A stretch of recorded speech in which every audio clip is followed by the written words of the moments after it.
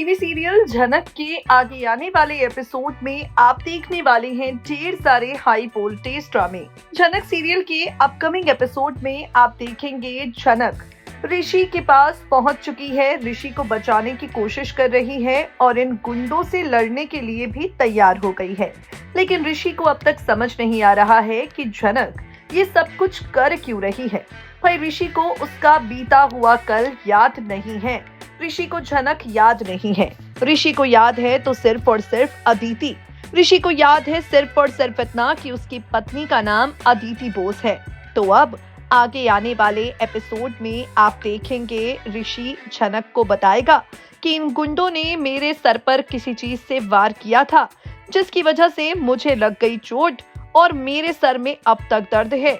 ये सुनकर झनक का गुस्सा और भी ज्यादा बढ़ जाएगा। भाई झनक को पता है कि ऋषि की याददाश्त इन गुंडों की वजह से गई है, तो झनक गुस्से से आग बबूला हो जाएगी। ऋषि से कहेगी कि हम इन गुंडों को छोड़ने वाले नहीं हैं।